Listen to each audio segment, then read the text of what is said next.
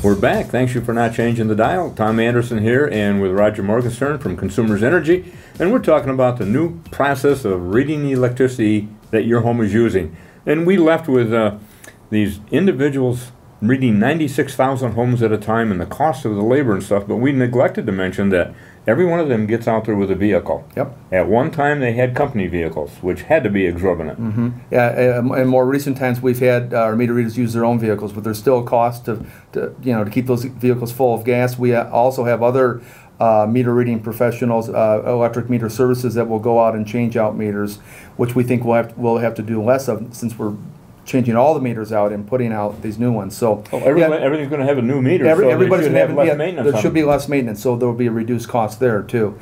And the meters themselves, some people may have a digital read meter on their house right now. Those are not smart meters. What they can tell by the smart meters is it has a yellow faceplate. That's what's going to be on the new meters that we're rolling out across Muskegon County. But the digital one, that means you miss that round wheel going around? Yeah. Now, oh man, I used to enjoy watching that. I know mine. Nickel. Right. Well, yeah. Mine had. In fact, I as a member of the smart grid team, I got my smart meter a couple of weeks ago, and I had the old dial, and I'm like, oh, there goes the dial. So and now you see that black mark going around. When it goes really fast, you're really concerned. Well, and I noticed. I remember one day I was watching my air conditioning was on. Yeah, it was faster and faster, and when it's off, it doesn't go so fast. But these are all solid state meters. There's no moving parts like there were in the old dial meters. So not mechanical. Yeah, they're not mechanical. So their life expectancy is about 20 years. Everything in here is electronic, and in here is a cell phone chip, which will send the energy use information that the meter records wirelessly encrypted back to Consumers Energy. There's also a device in here called a capacitor, which means when it's out of power, when the house loses power, it has enough energy in it to send a signal back to Consumers Energy called a last gasp signal saying, I'm out of power. Okay. So that's how we know immediately that you're out of power and the neighbors are out of power, and we know the extent of the outage.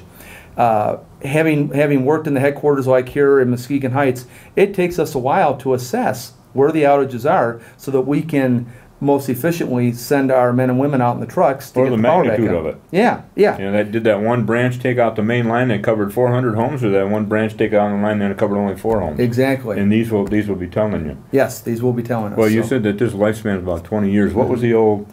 About 20 or 25, and actually we replace about 20,000 meters a year across the state because there may be a mechanical issue with it, but also we have required testing and assessment from the Public Service Commission that we have to go pull a certain number of meters and test them, and then the meters that are replaced even today are digital meters, but they're not the smart meters.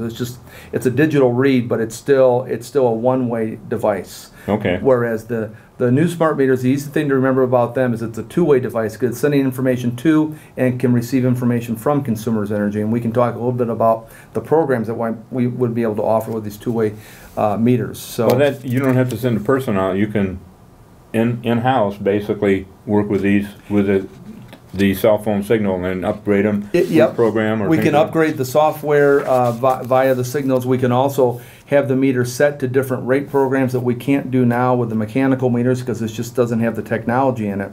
For example, the rates would be going down? Well, I hope so. Well, one of the things that we're going to offer are time of use pricing. So right now we all pay roughly 11 cents a kilowatt hour, whether it's a hot day or a not so hot day. If we're in other words, a high usage day or a not right. Or a low usage day. What we're going to propose in the next year or two are programs that will give you an incentive to say shift some of your higher energy use, like running the dishwasher, running the wash machine.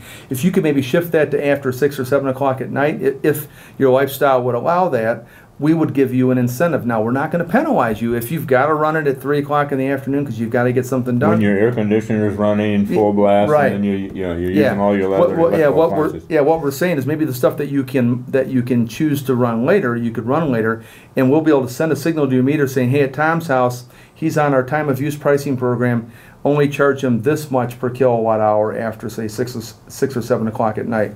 So then you would save during those periods. Because basically it kind of duplicates the purpose of the pump facility up in Ludington, which puts water down to produce electricity during the day when it's high usage with industry and everything else. Right. And when it's low usage, it pumps the water back up to regain that making that That's electricity right. during the day. So you're going to be using something like that in Right now, we at Consumers Energy can pay a wholesale rate for electricity if we have to pump up Weddington's pump storage, which takes a lot of juice.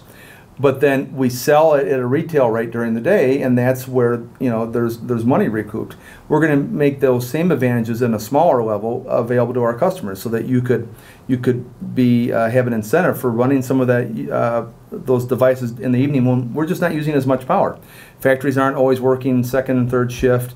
Obviously, the air conditioning load goes down as office buildings shut down for the day, and as the sun goes down. I mean, it cools off a little bit. Yep. We can see the electric load going down. So we want to give our customers more choices, more incentives, and we can do that with a smart meter. Okay, well, we basically answered this page already. Fewer service interruptions, automated outage detection and faster resolution, and better outage and service restoration information. And we've gone over that very good, very well. And I think it's going to be very beneficial to everybody. But one of the things here is that now the customer himself is going to be basically in charge of almost their usage, or they can be. They can be, but they have to be computer illiterate. Well, yeah, they've got to be a little bit more computer savvy. Now, you don't have to be, but if you want to engage, right now, if you don't want to engage, you're still going to get benefits. And the benefits you're going to get are the automatic outage notification, like we talked about before. The meter will tell us when they're out. So you don't have to go online to report it. You don't need to have an online account to do that. The meter will do it for you. The meter will also let Consumers Energy know when it's back in service. For example, we go to a neighborhood, we think we get everybody back on, but maybe there's a tree branch down on the line serving your house. It affects only your house, not your neighbor, not your friends across the street. Right now, we may not necessarily know that. We'll think we've got everybody back on, and we leave the neighborhood, but then we get a call from Tom's house and says, hey, I don't have power. Then we've got to roll another truck and a crew back out there to fix the problem there. Now, with the smart meter, we'll know, hey, everybody's back on but Tom's house, and it'll send the crew a message in their cabs. So we'll know we need to go to Tom's house and see where the problem is at your location. So that's something that you don't need to go on a computer to do. I think about my folks who may be watching. Hi, Mom and Dad. That my dad doesn't like getting on the computer. I mean, he'll go on it once in a while, but it's not something. Well, he's got silver hair, doesn't he? Yes, he does. See, silver hair and computers are not always compatible. I see. Don't you understand that's what it is. Okay, all right. Everybody understands. All right. Okay. All right. But you don't need to go on the computer once you have a smart meter. But if you are on the computer, and many of us are, you'll be able to log on and see what your energy use is hour by hour. To really have a password. Yep, there will be yes. To get into it, and then you probably just to get to yours itself. To your account. And you can only address your own. That meter. Is right. Yeah, you will only be able to get into your account. Right now, we have about 600,000 customers who have an e-services account through Consumers Energy, like myself. You log on to pay your electric bill. Our goal is to have that log on also allow you to look at your energy use. Now, in the meantime, while we're working on our permanent systems, because Muskegon's first, you may have to go through a separate log on. But yes, it'll be an individual log on to see only your energy account. And I think it'll be quite interesting to see, because right now you look at your bill and you see your monthly use. But to see your daily use, at least for me, maybe I'm a bit of a geek, but to see when my air conditioning unit turns on at 10 in the morning and watch my energy use jump, that's going to tell me something. It might tell me that the dog doesn't need to be so comfortable if everybody's gone. So, and then also on here it says we're going to offer more billing and service options and pay-as-you-go plan and choose your own bill date. That's unique. That is unique. Right now, because we manually read the meter, we send out meter, we have different zones that we read at different times of the month. That's how we determine when the bill's due. If we read your meter on the 15th and you get a bill on the 20th, it's due, 15 days after that. But with the electronic reads, we'll be able to say, Tom, when do you want to, if you get paid on the first of the month, And I know you get paid every day because you own your own business. But Yeah. you know, if it's better for your budget to get, let's say, to pay your energy bill on the 1st of the month, you can set it up that way. For me, it's the 15th of the month. That's when I get paid.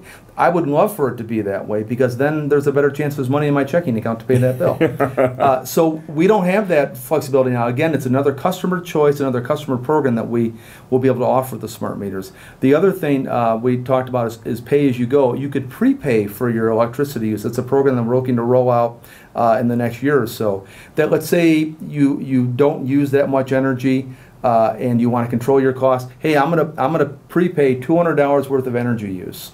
And then Consumers Energy will calculate, well, based on your electric use, that'll give you this much time. And we'll send you reminders, hey, based on your energy use, you'll need to prepay again in 2 weeks. So we will send you text messages, emails, whatever you want to do. So maybe it's a better way for you to go. Prepay phone. Right. It's very similar to a prepay phone. Yeah. Okay. Yep. Okay, but then you aren't... you're probably more aware of your control of your costs that way. Right, exactly, because right now you use the energy and then we send you the bill. Right. Well, if you pay the money beforehand, yeah, I think again, it's making our customers more aware of how their energy consumption affects their energy bill. Okay, let me see what else we got here. Well, we did discuss this, but let's just go over it anyway. No more estimated bills. Yep. Use technology to manage energy use and make simple changes to save money. That's what we've been talking about. One of the other things we were talking about earlier was, gentleman we know was getting $6 monthly bills, and then they jumped up to $7 monthly bills. That indicated something was wrong. Will a smart meter catch that? Yeah, it will catch possible error messages if there's something's not normal. Something's not normal. It'll send a message to Consumers Energy saying, "Hey, go out and look at this meter." So we'll this send guy normally uses this much, and right. all of a sudden it's this, and it's got to be like the whole plug has been pulled on the house or something right. like that little. There might be something amiss, so we'll be able to go out and look at the meter and see if there's something wrong. The meter will also tell us if it appears somebody's tampering with the meter. Energy theft is a big issue for utilities like Consumers Energy.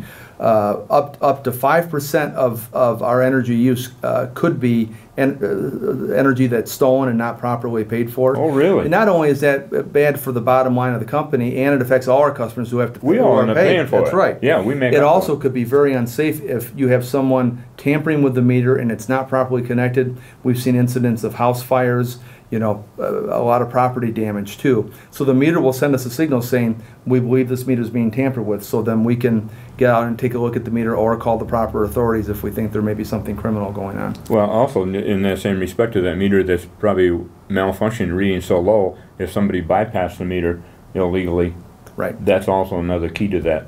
But of course, you know, if you don't know what you're doing, you get a pretty big shock out of that. Yes, you can. These are pieces of electrical equipment. The people who work on these are specially trained, and we take safety very seriously, and it's not to be messed with. Okay. Well, I think we're going to take a little break right now, and we're going to come back, and we got some more things to discuss, because I think a lot of people are looking at these as being an invasion of privacy, and that's what we want to discuss. Plus, we want to talk about all the units. The people are going to be receiving these flyers in advance of what they're going to be doing. So we're going to be talking about that too. So you're going to be aware of what's going on when these things happen to your home.